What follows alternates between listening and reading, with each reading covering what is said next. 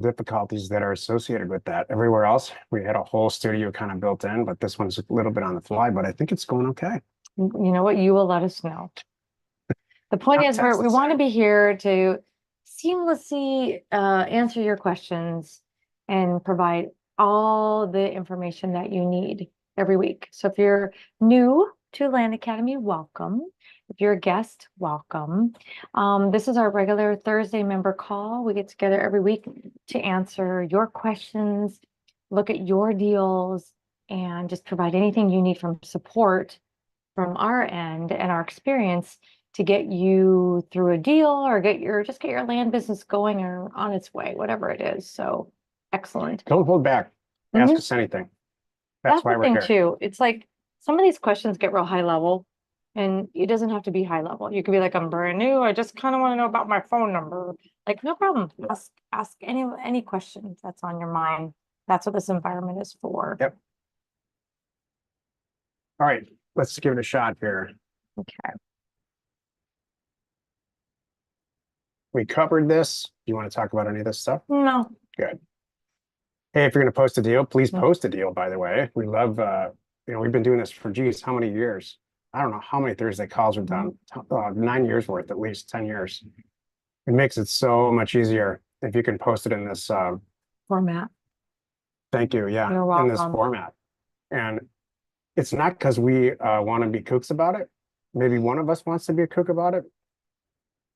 It's just because it's easier. It makes it flow. If we can talk about the A's on each deal or when it's pertinent, we're not trying to be difficult. As Jack mentioned too, we have, 10 years of these calls. It's a lot of calls. They're recorded for you.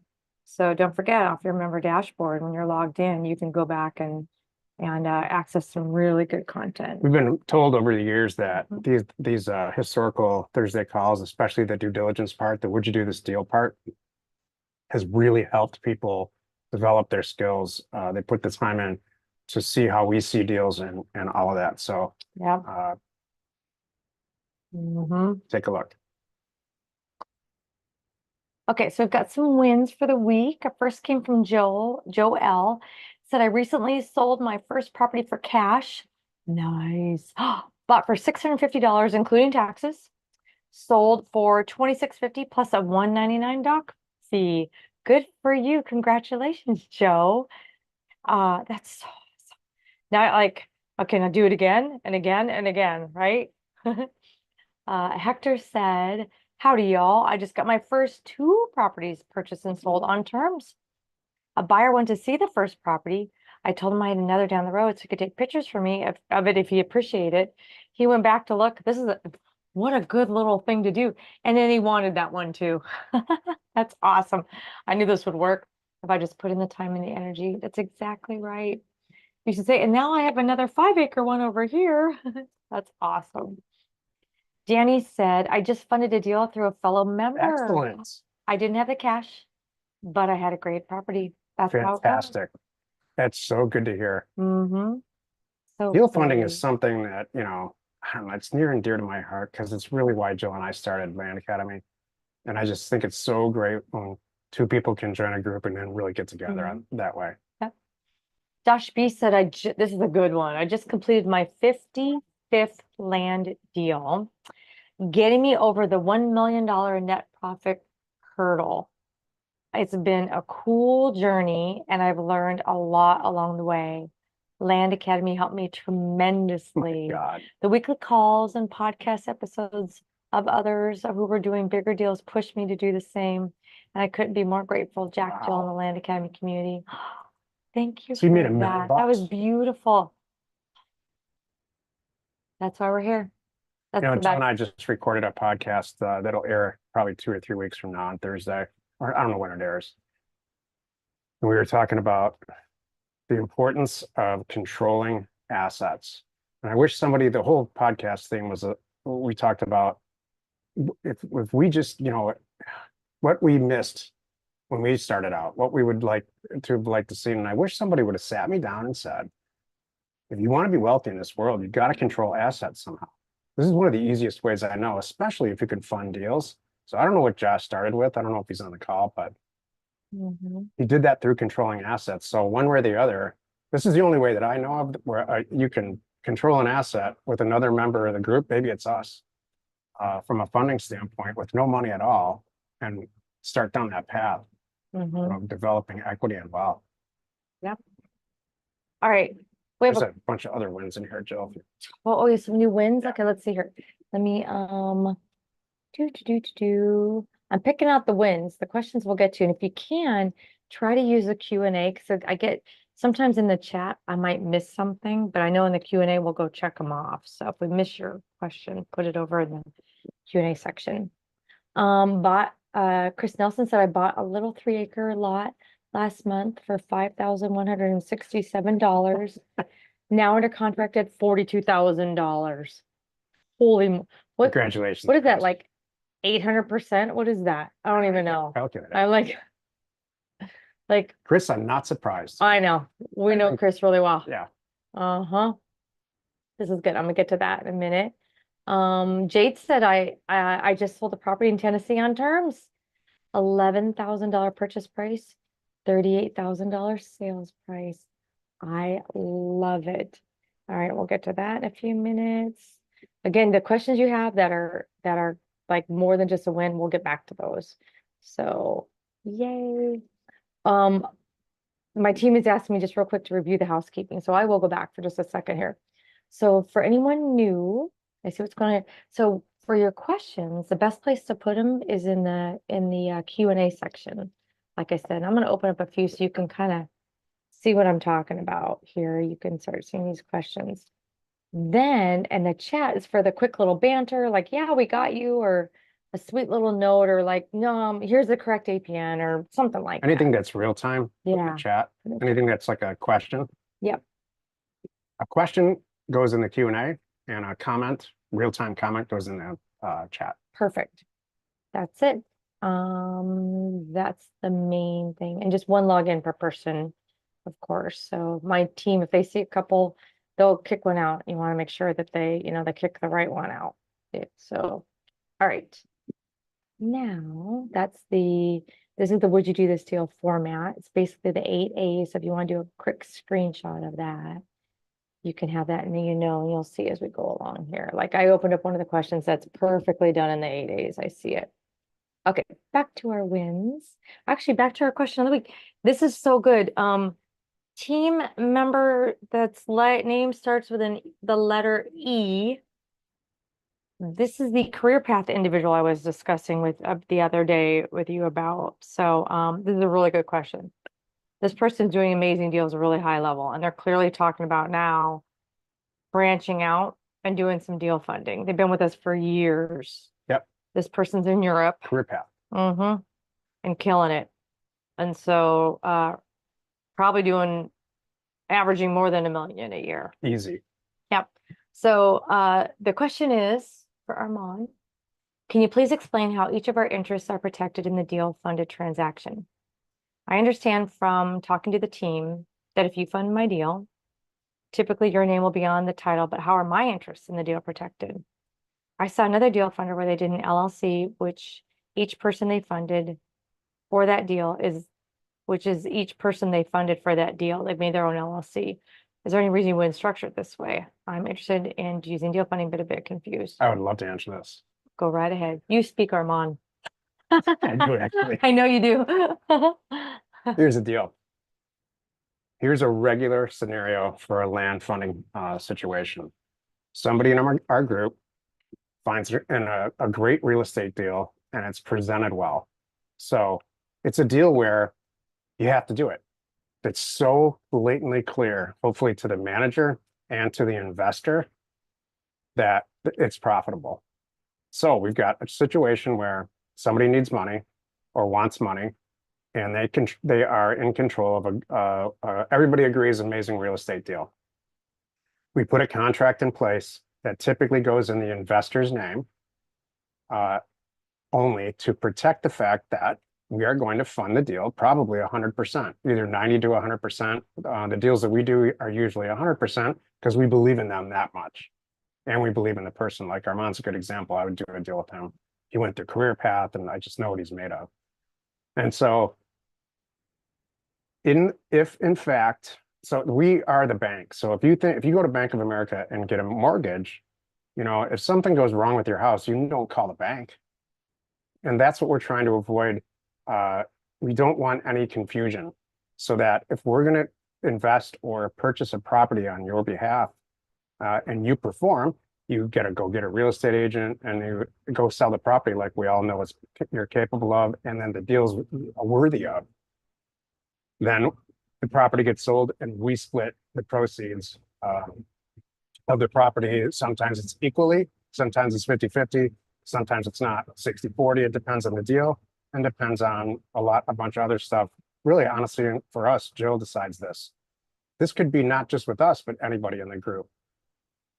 When you're done. So after 6 months, when we all thought the property would be sold, or a year, and it doesn't happen that often, or if something really goes wrong, there's a chance, or let's say that the person who brought the deal to us just disappears. These things happen. We have to protect ourselves because we have all of our money in it. And then we end up going and finishing the transaction. So we structure it this way. There's 100 ways to structure deals like this. I've heard them all. And that's go ahead, Joe, because there's a lot of different, if that doesn't work for the funder, if you bring a deal to us and say that just doesn't work for me, then we'll listen. Armand, we just have a 2-page contract where you and I work out the details. That's it. Yep. If, I'm putting up the money, you're putting up some of the money, whatever it is. We put it on there. You and I in the contract decide who's responsible for what. Are you marketing and dealing with the people, or am I? Period. And then we also put in the contract, a time limit. What's going to happen if it doesn't happen at that time? And then who takes it over, kind of thing. And then also whatever the percentage of profit split is. That's it. So it doesn't make sense. And I'll tell you, I've done so many of these too. I would not go through all the hassle or legalities of opening an LLC with somebody per deal. If I was doing 10 with you, Armand, and we've done 10 my way, and now we're going to open a little separate thing over here, we're going to keep doing a bunch like that, we might consider that totally fine. But for deal per deal, it doesn't make any sense. And I've never had any problems. These partnerships are really, really difficult to undo. Mm-hmm. It takes 20 minutes to create one and a really long time to undo it. Yeah. No matter how much money somebody puts in, and there's all kinds of ways you can look at it. I don't mean to complicate this thing. That would complicate it. That's the problem. It really is as easy as Jill described, with a 95% success rate. Yeah. Good question. Great question. Yeah. All right. Do you have There's nothing to share with us? We can go to the next slide. All right. I'm tired of just saying the same old thing when it comes through real estate news. The fact is, interest rates have not gone down. So mortgage rates have not gone down, and nothing's changed in the real estate industry this entire year. In fact, longer than this entire year, which is very, very, very unusual. There are still amazing deals to be had out there, price-wise. All right. Well, Jack texts us a couple. How about this? Jack checks us, I know, a couple times a week. So when there is something to talk about, we will do that. But I was just going to say, these are the resources of what he checks routinely for everyone. So Yeah, I should. There's a bunch of new people. Okay. What we usually look at is this is week over week, week over week. Then these weeks are year over year. So the week ending of May 31st, should make sure we have the right year here. Yep. The only thing is it's May.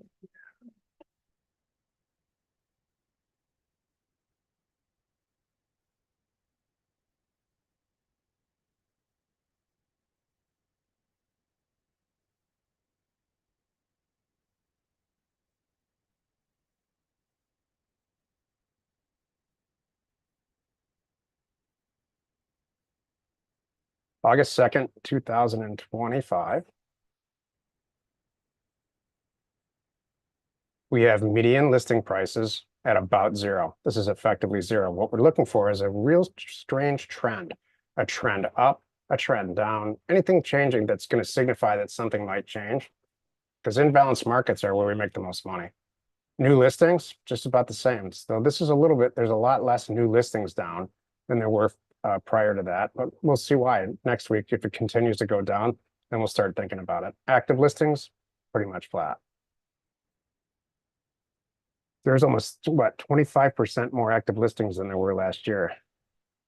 And new listings year to date are almost 10%. There's tons and tons of real estate on the market. When that happens, it's a buyer's market and we're the buyers. Exactly. You just got to buy it real Very cheap good. because we're going to eventually be the sellers. Yeah. This is This is the kind of stuff that I look at. If you're new, please check out these resources. They're pretty amazing. I'm going to put them in the chat for you. exactly. And just take some I'm gonna time, put my dig through. Yep. cool. Hey team, yes, please. The team is putting those, see the 10, 11, our slides here with the Q&A questions. Our team's gonna put them in the chat or in the Q&A for us. So thank you, team, for doing that. I appreciate that. It's easier than toggling back and forth, and we can all see it that way too, which is easier. And then Sarah said a question on back on the LLC. She's like, I was on a meeting with an LLC group helping me get set up, and they recommended a comfortable risk number per LLC. Does this sound right? Is that comfortable risk number of members of the LLC? That's the only thing I could think of. So either way, I have an LLC, he has an LLC, we have an LLC. I don't do LLCs. I don't run around open with, hey, let's do a deal. Let's open an LLC. I don't do that. The deal is a deal kind of thing. So, properties per LLC for protection. You know what I think? Okay. I think, Sarah, I think that's all personal preference. I know people that do LLC per property. I know people that do, because it's like an apartment building. I know people that do LLC per state, put them all in there. I knew LLC per partner. It's like, I think it's all personal preference, and I don't know of anything. Do you know of a better way? There's a huge difference between what we do and what, Okay. let's say, our person who owns rental property does. So if you have an LLC with 5 rental houses in it, that's probably more, that's out more than I'm comfortable with. True. If you were going to buy and sell 200 properties, pieces of land where it's in and out, in and out, in and out, I'm comfortable with that. So it depends on how you're going to use the property. That's true. Control the asset. Yay, we got the answer. Sarah's like, finally, you guys understand what You I'm flip a trying to property, say. and you start to have more than 25 properties sitting there. Maybe you set up another one. Yeah. Maybe if it's just you, God, it takes $50 in I about know. 20 minutes to set up an LLC. Just you, and you're buying and selling in like Texas, like 3 states in the middle of the country. You could use the same LLC over and over and over. No big deal. We have do a that. partner. What we do is she's got What some we do. companies, I have some companies, and we have companies that are, some of them are together. And yes, Brent says, okay, with an LLC, just like anything, comes tax reporting requirements, right? Correct. Yes, what you want to do is probably, well, we won't get into it. Yep. Sarah's like, I'm driving. You got the question. Thank you. Good. All right. Now we can jump to the question. Yeah, The other go ahead, question. Bill. Good stuff. All right. Will you go ahead and open up parcel facts? They're all in the Q&A section. We can skip the rest. Yeah. Okay. Kelly Clay has, so we're now jumping to our closed part for just you guys. And only you can see this in the Zoom room. Kelly Clay says, is it worth it? Is it worth